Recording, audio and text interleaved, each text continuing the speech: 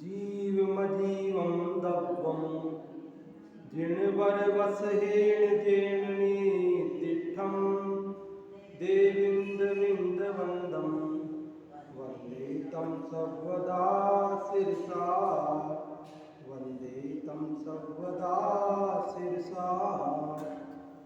यह पद्मनंदी पंचविंशति का नामक ग्रंथराज है। इसकी रचना आज से लगभग 1000 साल पहले आचार्य पद्मनंदी देव ने की। इसके 126 श्लोक अपन पढ़ चुके हैं। आज हम 127 नंबर का श्लोक पढ़ेंगे। देखिए क्या कह रहे हैं। अल्पायुषामल्पधियामिदानीं कुतः समस्तश्रुतपाठशक्ति तदत्र मुक्तिं प्रतिबीजमात्रमभ्यस्यतामात्महितं प्रयत्नात्। अल्पायुषाम, अल्प आयु वालों के, अल्प धियाम,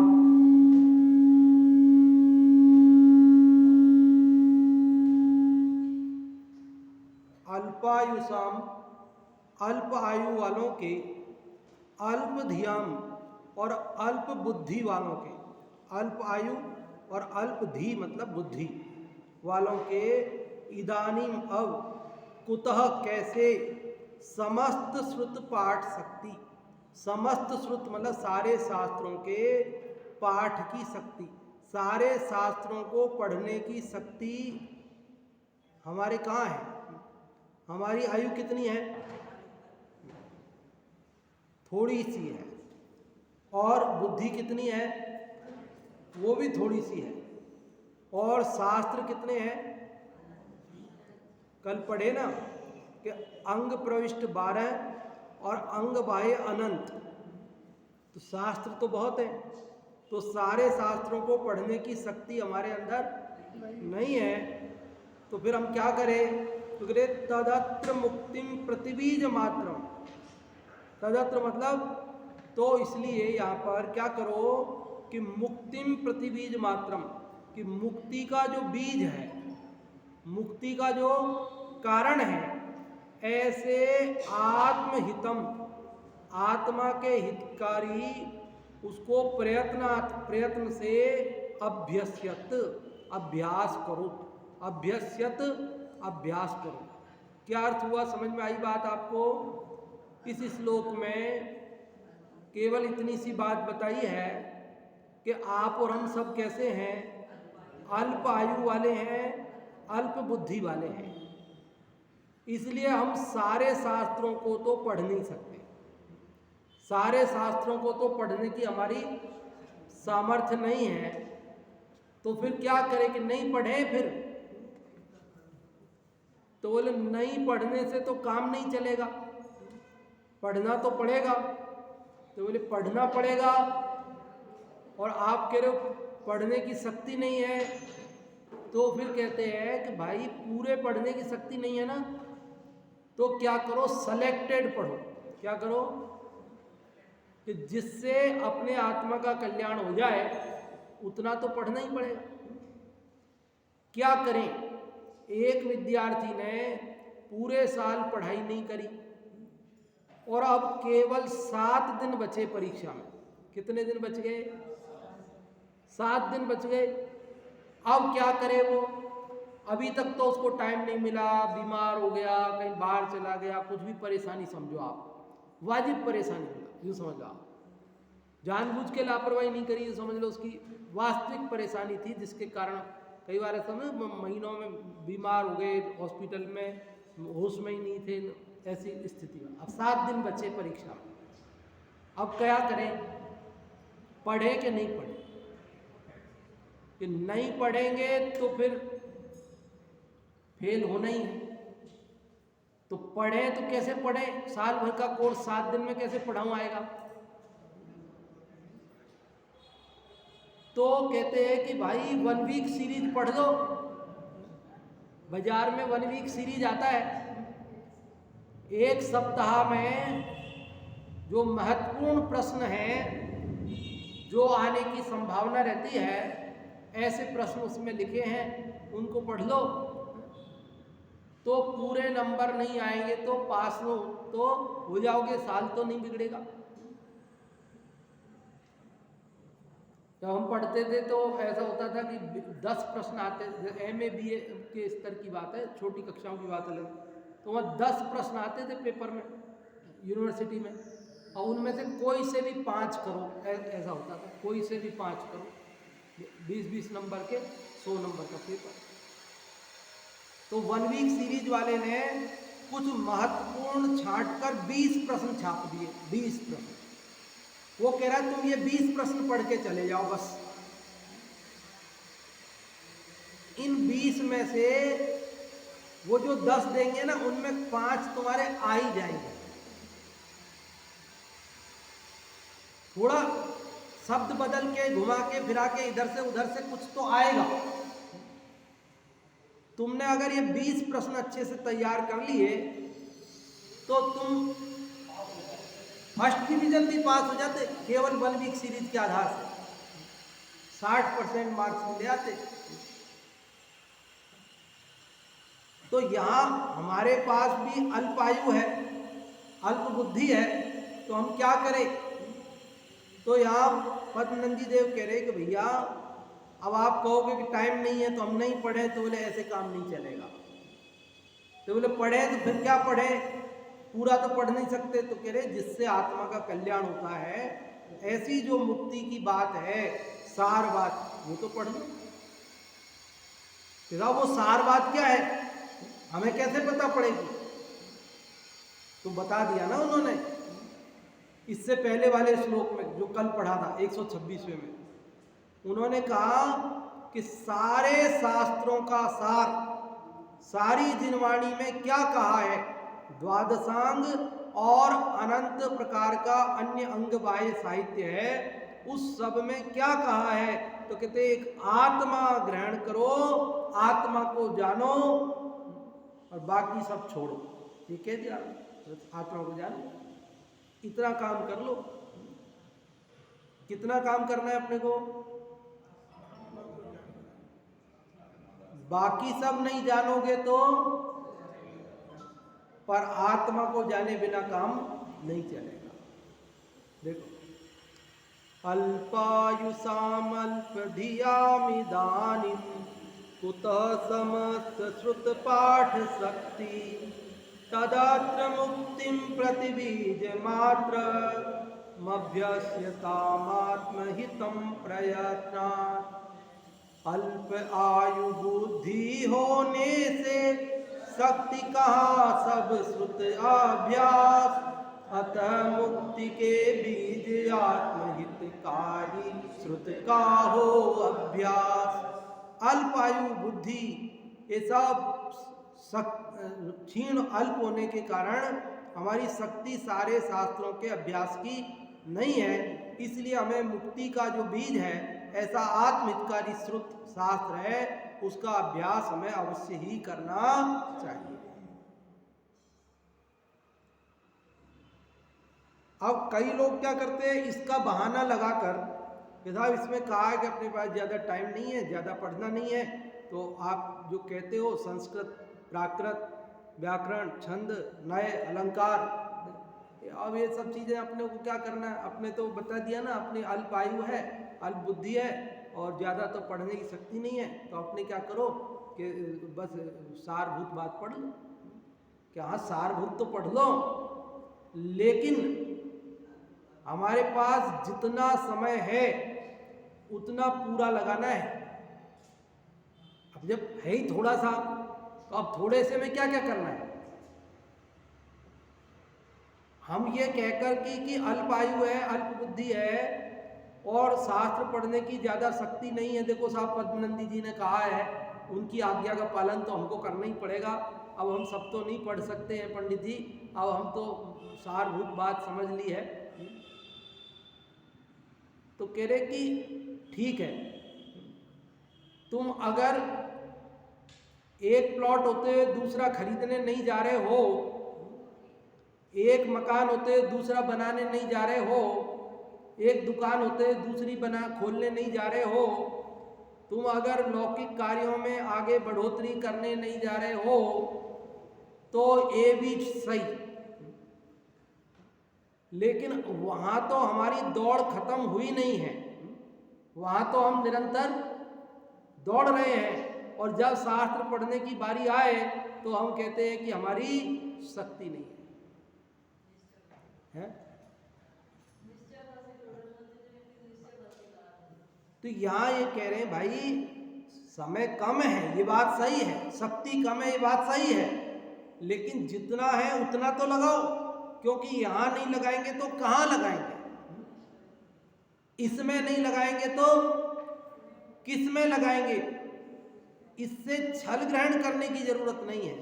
हाँ, ये बात सही है कि आत्महितकारी बात पर ध्यान देने की जरूरत है, बहुत ज्यादा उलझने की जरूरत नहीं है, छंद न्याय व्याकरण में भी ज्यादा उलझने की जरूरत नहीं है। परंतु तेरे पास यदि समय है, तेरे पास यदि शक्ति है, तो वो भी इसी के सहायक है,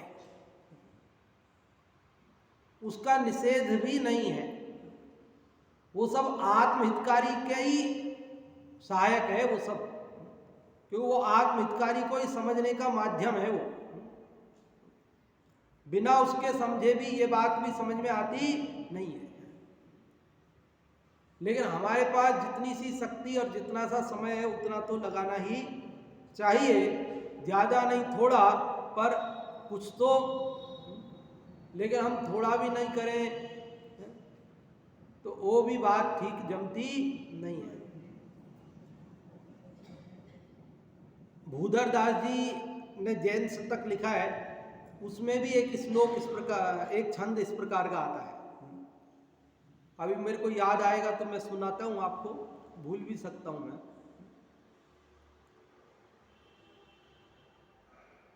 जीवन अल्प आयु बुद्धि बलहीनता में, आगम अगाध सिंधु कैसे ताही डाक है।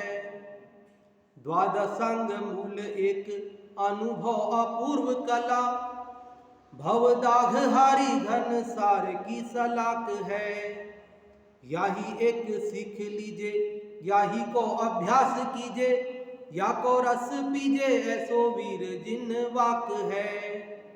यही एक सार, यही आत्म को हितकार, यही लोमदार और आगे ढूक ढाक है। यही लोमदार और आगे ढूक ढाक है। क्या कह रहे भूधर दास जी इस छंद में?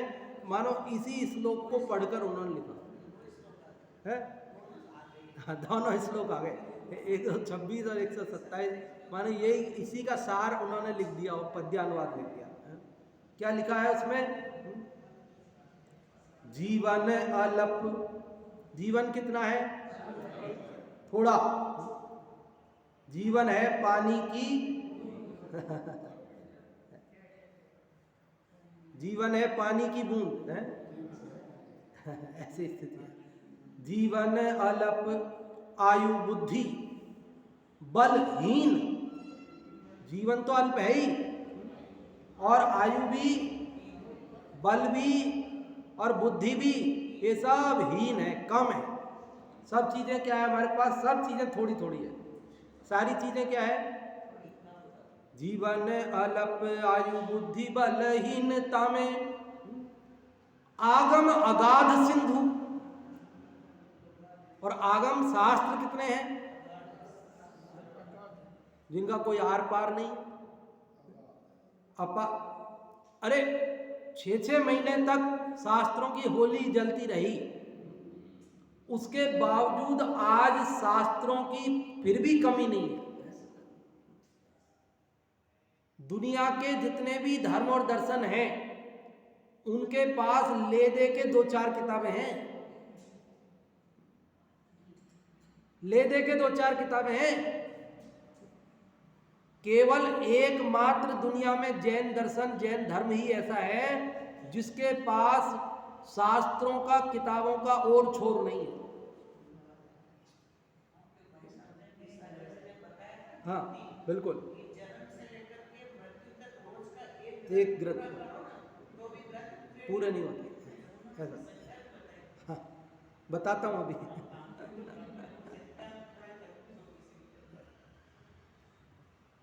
ईसाइयों के पास एक किताब है बाइबिल, एक, बस एक, ओनली वन। सिखों के पास एक है बस, गुरु ग्रंथ साहिब। मुसलमानों के पास एक है बस, कुरान। हिंदुओं के पास भी 18 पुराण और 4 वेद, बस ये थोड़ा बहुत है साहित्य। लेकिन उसका महाभारत का उसका सार है, तो उसका सार है उसी के अंदर, महाभारत के अंदर, पुराण के अंदर।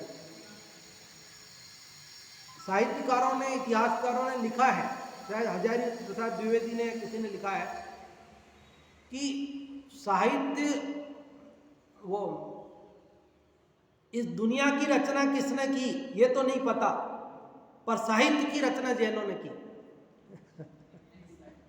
बोले ये दुनिया किसने बनाई ये तो पता नहीं है। तो अब ठीक ठीक मुझे जितना याद है बोल रहा हूँ, कुछ चूक भी हो रही हो सकती है बोलने में, लेकिन भाव ऐसा ही है और काफी कुछ ठीक भी होगी बात। कह रहे दुनिया किसने बनाई ये भले ही मुझे पता नहीं है, पर ये साहित्य की रचना तो जैनाचार्यों ने की है। आज जितना भी साहित्य अन्य धर्म दर्शनों के नाम से भी चलता है ना, उसमें बहुत सारा साहित्य जैनों का ही है, मूलतः जैनों का है। हमने संभाला नहीं, उन्होंने उसे संभाल लिया। आपको लगता है ना यही बात तो हमारे कही, यही यहाँ कह रहे हैं, यही तो यहाँ कही, यही यहाँ कह रहे हैं, तो आई कहां से वो? ये जिनेंद्र भगवान की दिव्य ध्वनि से निकली हुई बात है। हमारे बहुत सारे शास्त्र लिखे गए, मुनिराज तो लिख के छोड़ के चले जाते थे, वो तो संभालते थे नहीं। और श्रावक भी, श्रावकों के पास नगर में तो, गांव में तो मुनिराज रहते नहीं थे, तो श्रावक भी उनको संभाले, तो संभाले कैसे? श्रावक को पता चले तो संभाले। वो तो लिख करके कहीं भी पेड़ के कोटर में रख के चले गए। अब कोई श्रावक की नजर पड़ गई तो संभाल लिया, नहीं पड़ी तो नहीं संभाल पाया। और पहले संभालने के लिए इतने आज की तरह के साधन भी नहीं थे ना। कच्चे घर होते थे, उनमें रख दो, दीमक खा जाए, कुछ बारिश में भीग जाए, कोई आग नहीं काटने में जल जाए, कैसे कैसे सब स्थितियां थी। वहां से बच बच के भी आज इतने शास्त्र हैं हमारे पास। तो मान लो आप ये समझो कि हमारी 100 साल आयु है, क्या समझो 100 साल आयु है। जैसे 100 साल अब कल्पना ही है, अभी तो कोई भाग्य से जी जाए तो जी जाए, बाकी तो 100 साल देखने का मौका सबको मिलता नहीं है? हाँ, लेकिन 100 साल की आयु मान लो, चलो तो 100 साल की आयु मान लो, और जिस दिन जन्मे ना अपन, उसी दिन से एक शास्त्र पूरा का पूरा एक दिन में रोज पढ़े, क्या करे? ये पद्मनंदी पंचविंशति का पूरा एक दिन में पढ़े, पूरा का पूरा एक दिन में। और ये तो पूरा एक दिन में पढ़े, लेकिन कल वापस पूरा दूसरा समय सार पूरा कंप्लीट, परसों पूरा एक प्रवचन सार कंप्लीट। ऐसे रोज एक शास्त्र पढ़े, और कब से? जन्म हुआ उसी दिन से, 10 दिन का सूतक भी नहीं।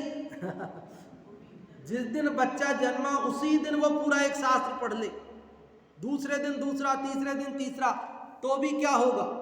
एक साल में 365, एक साल में कितने? और 10 साल में 3650, और 100 साल में 36,500। कितने शास्त्र पढ़ लोगे आप? पूरे 100 साल तक, जिस दिन जन्मे उस दिन से लेकर जिस दिन मरण होए उस दिन भी पूरा एक शास्त्र पढ़े। तो भी पूरे जीवन में केवल 36,500 ही शास्त्र हम पढ़ सकते हैं, इससे ज्यादा पढ़ नहीं सकते। और शास्त्रों की संख्या कितनी है मालूम है? हाँ, वो आंकड़ा मेरे को भी याद नहीं है, मतलब हाँ, लाखों की संख्या में शास्त्र आज भी मौजूद है, आज भी मौजूद है। तो हम क्या क्या पढ़ेंगे, कितना कितना पढ़ेंगे, फिर भी पूरा होगा नहीं। इसलिए वो कह रहे हैं जीवन अल्प आयु बुद्धि बलहीनता में, आगम अगाध सिंधु कैसे ताही डाक है। तू उसको कैसे सबको पढ़ेगा, कैसे उसका पार होएगा इसमें? तो फिर हम क्या करें साहब? तो उन्होंने कहा द्वादशांग मूल एक अनुभव अपूर्व कला। पूरे द्वादशांग का सार आत्मानुभव, आत्मानुभूति की कला, ये पूरे द्वादशांग का सार है। भव दाघ हारी घन सार की सलाक है। ये भव दाघ, ये संसार रूपी ताप को हरने वाली घन सार की सलाका, ये कपूर बर्फ ऐसे शीतल, बिल्कुल चंदन जैसी शीतलता प्रदान करने वाली चीज है ये। इसलिए क्या करो, यही एक सीख लीजिए। क्या सीख लो? आत्मानुभूति की कला सीख लो। क्या करो? यही एक सीख लीजिए, यही को अभ्यास कीजिए, या को रस पीजे ऐसो वीर जिन वाक्य। जिनेंद्र भगवान की ऐसी वाणी है, जिनेंद्र भगवान का ऐसा वचन है, जिनेंद्र भगवान का ये उपदेश है। क्या उपदेश है? कि ये आत्मानुभूति की कला सीखो। तो साहब सीख लिया हमने, तो बोला बार बार अभ्यास करो। कहता हो गया, अभ्यास हो गया, तो बोले अब इसी का रसपान करो बस, अब इससे निकल के कहीं जाना नहीं है, अब इसमें से निकल के कहीं बाहर।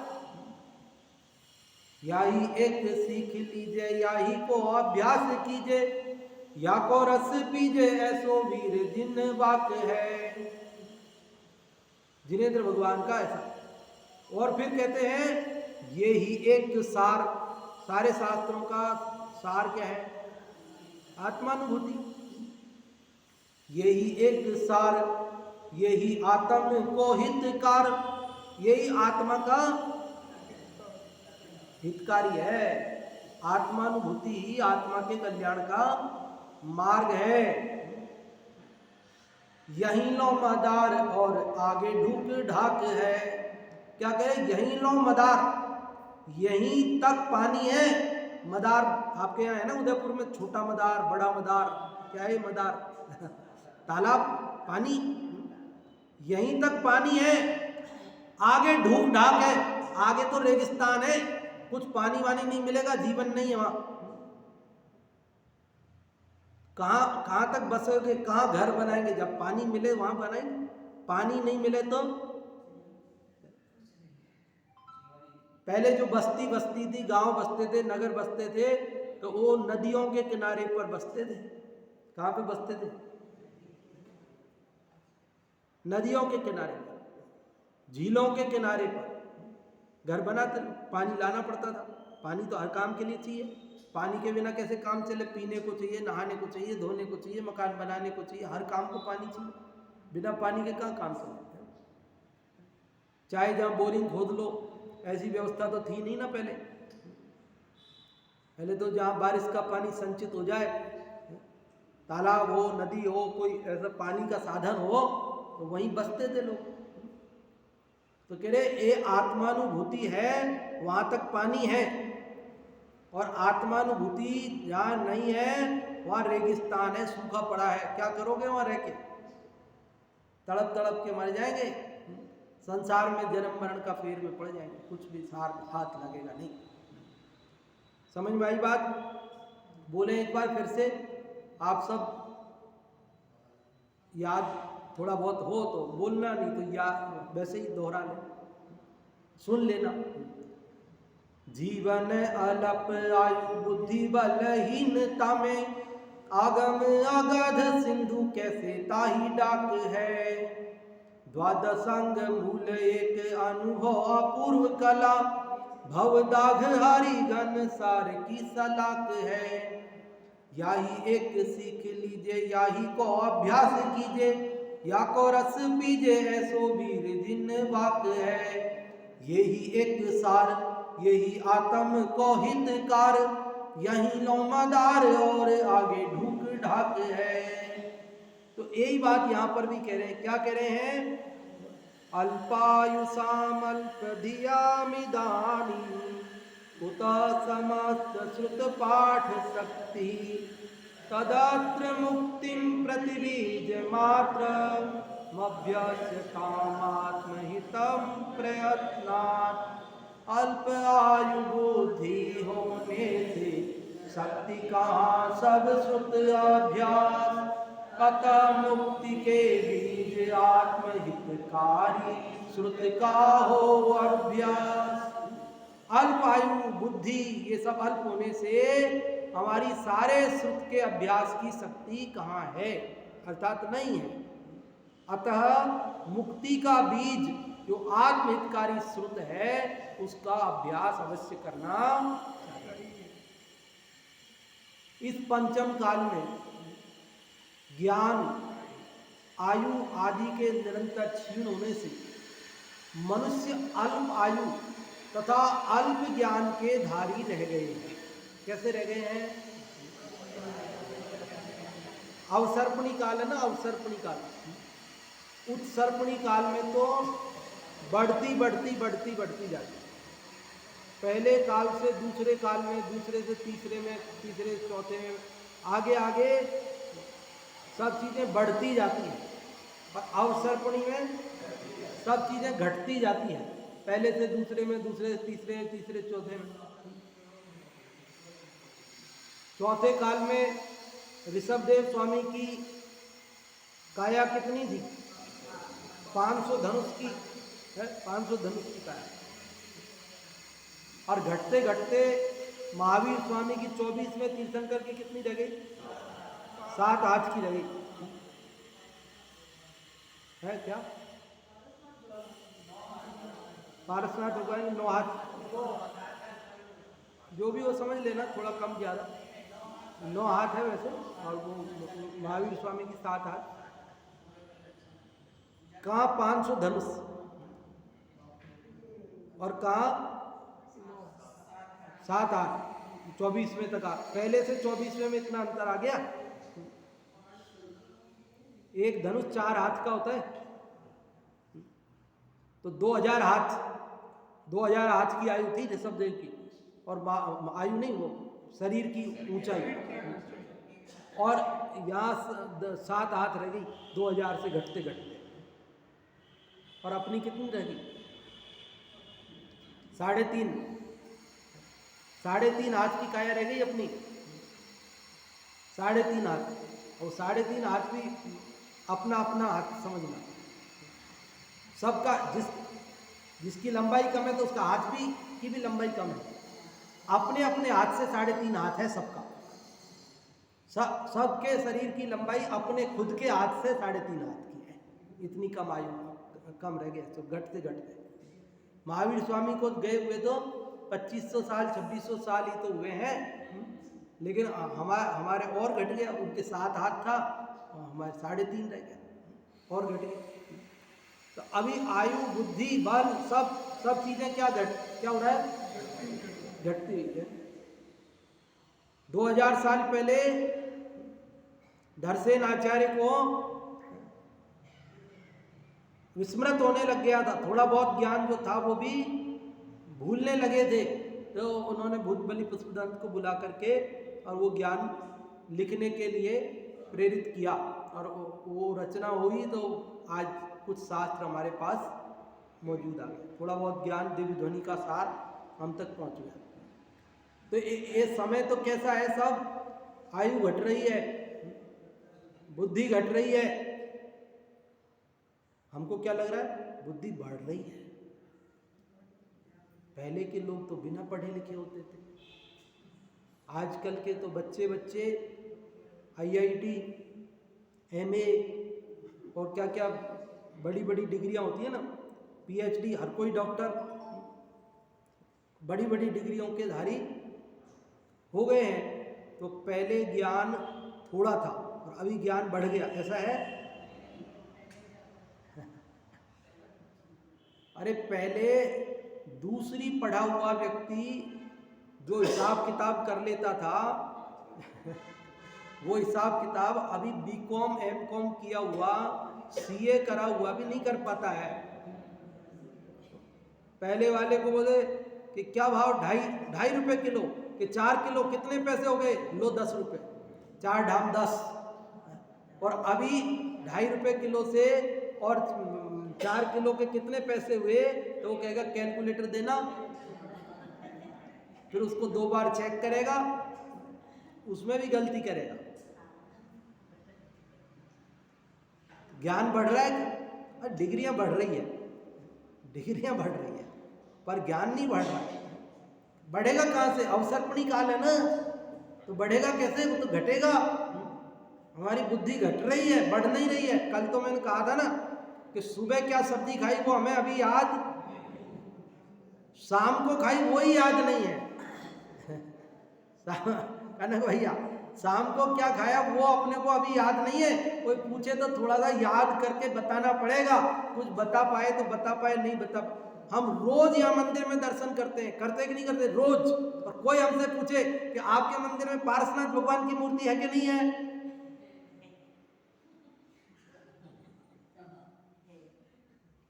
पूछना पड़ेगा, याद करना पड़ेगा, देखना पड़ेगा, सोचना पड़ेगा। शांतिनाथ भगवान की मूर्ति है कि नहीं है? अरे साहब वो तो मूल नायक ही है, तो होगी ना, उसमें क्या है? कितनी मूर्तियां हैं वेदी पर, तो गिननी पड़े जा करके। अपने आप कोई ज्यादा मूर्तियां थोड़ी है। हमारे यहाँ तो गांव में कितनी 32 कितनी मूर्तियां थी, अब 29 कुछ तो ले गए वो। तो हमने ऐसे लिस्ट बना के रखी थी पहले, क्योंकि मूर्ति चोरी की सुनते रहते थे ना, तो मैंने कभी चोरी हो जाए तो पुलिस को बतानी तो पड़ेगी कि कितनी गई, कौन कौन सी गई। तो हमने लिस्ट बना के रखी थी पूरी, उनका विवरण लिख के रखा था। उस विवरण के आधार से ही बता पाए चोरी होने पर कि ये गई हमारी, ऐसी ऐसी गई।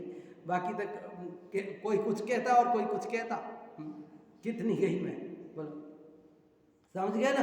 तो कहने का मतलब ये है कि हमारी बुद्धि तो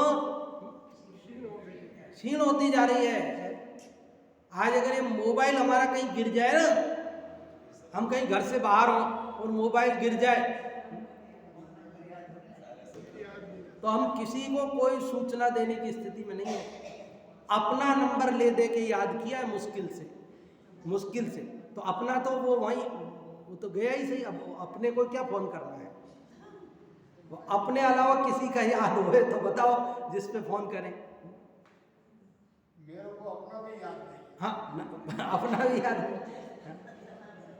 हाँ, वो अपना तो इसलिए याद करना पड़ जाता है कि वो बार बार कोई ना कोई पूछता है ना, आपका नंबर क्या है, आपका नंबर क्या है, आपका नंबर क्या है। जगह जगह लिखना पड़ता है, फार्मों में लिखना पड़ता है मोबाइल नंबर। हाँ, पीछे लिख के लगाना पड़ता है,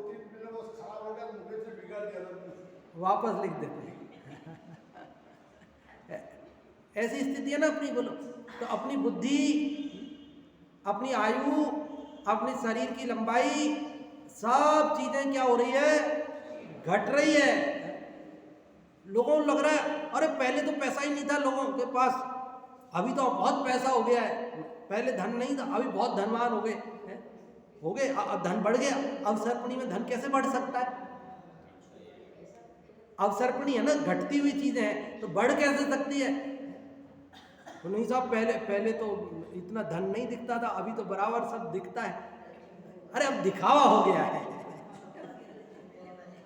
पहले लोग दिखाते नहीं थे, कितना भी पैसे वाला होवे तो ऊपर से एकदम ऐसा ही रहता था जैसे बिल्कुल सादा जीवन, उच्च विचार।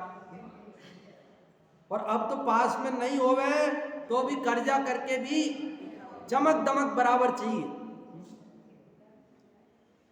बाहर का रुतबा वो दिखना जरूरी है। क्या है भैया ये झूठी शान में अपन इतराते हैं। यहाँ कह रहे भैया जीवन थोड़ा है, आयु थोड़ी है, बुद्धि थोड़ी है, शास्त्र बहुत हैं, सब शास्त्रों को पढ़ना संभव नहीं है, तो आत्महितकारी शास्त्र तो पढ़ो। क्या करो? आत्मा का कल्याण जिससे हो जाए इतनी सी विद्या तो जरूर सीखो। कला 72 पुरुष की तामे 2 सरदार। 72 कलाएं हैं, कहाँ कहाँ सीखने जाओगे? कोई स्केटिंग सीखने जा रहा है, कोई स्विमिंग सीखने जा रहा है, कोई कराटे सीखने जा रहा है। सीखते रहो, सीखते रहो।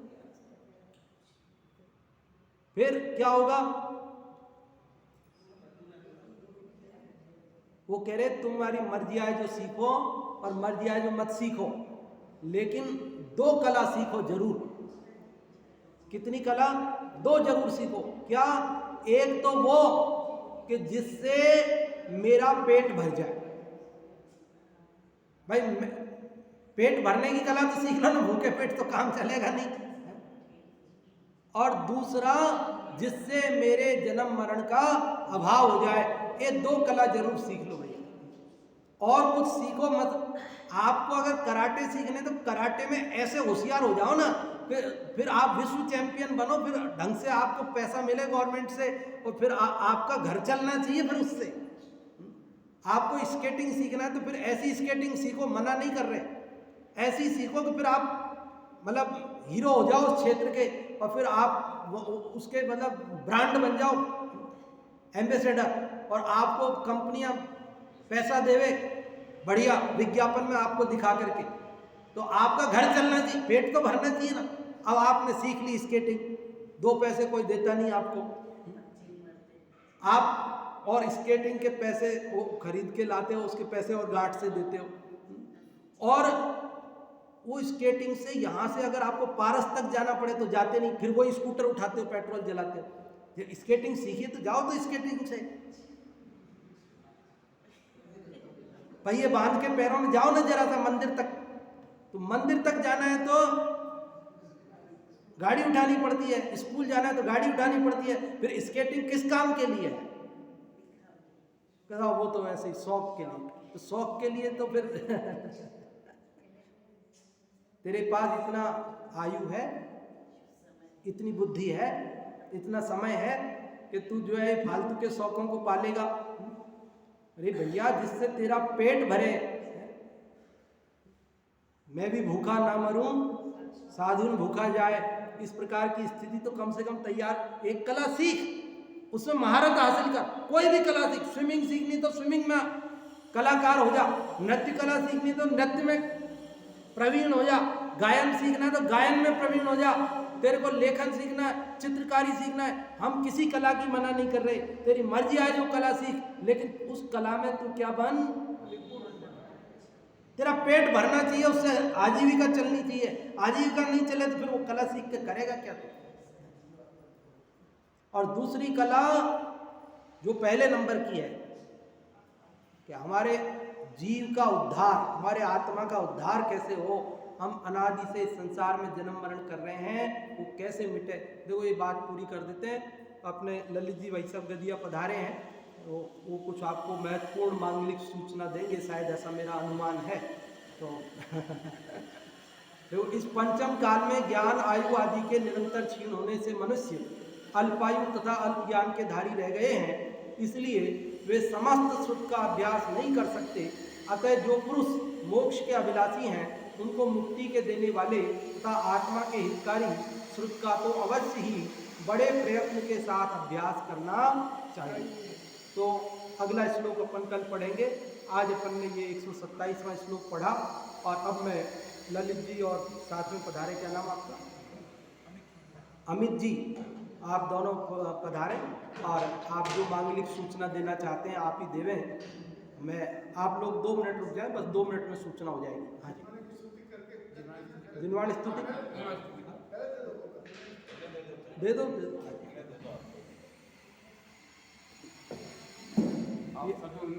ये ले लो।